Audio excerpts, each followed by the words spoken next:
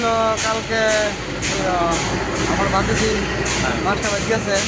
মাছটা বাজ গেছে ওটা 5টার সময় গেছে মাছটা বাড়ি। আমরা না না মাছটা বাজ গেছে 3টার সময়, ঠিক আছে। তো আমরা 5টার সময় আননের সময় আর কি। তো আমরা গেছি।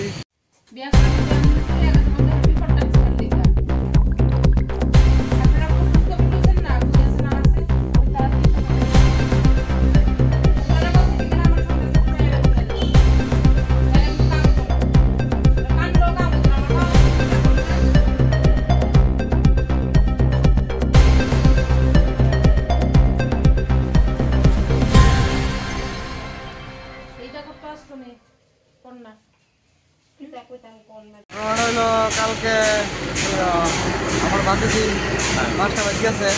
মাছটা বাজ গেছে ওটা 5টার সময় গেছে মাছটা বাড়ি। আমরা না না মাছটা বাজ গেছে 3টার সময়, ঠিক আছে। তো আমরা 5টার সময় আননের সময় আর কি।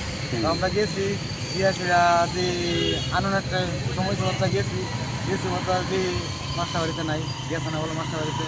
তারপরে কিছুক্ষণ পরে ফোন করছে একটা মোবাইল নাম্বার দিয়ে ফোন করছে। আমার বাতি যে লয়ে গেছে কাজল দাসের, কাজল দাস নামে ছেলেটা লয়ে গেছে। কাজল দাসের বাড়ি হলো রানীখামারে।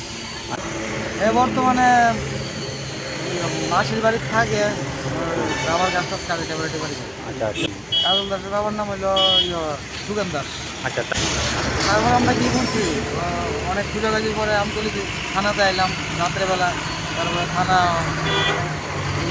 থানার থেকে লোক গেছে, স্টাফ গেছে, রাত্রে 1টা-1:30টার সময় গেছে। তারা গিয়েছে কইছে যে মেয়ের যেভাবে হোক বাই করে আনতো আজকে সকাল 7টার মধ্যে। তারপরে তাই স্কুল দিয়ে আইছে থানার লোকেরা গিয়েছে। এরপরে আমরা গেলাম না বাড়ি। তারপরে সকালবেলা আবার খোঁজাখুঁজি করতেছি, পাইতেছি না আসি কিছু। এরপরে খোঁজাখুঁজি করে পাই না হয়েছে, আবার আমরা এলাম আমতলী থানাতে। আজকে থানাতে লিখিত মামলা করে দিচ্ছে। পুলিশ কইছে যেভাবে হোক মেয়েরে উদ্ধার করবো।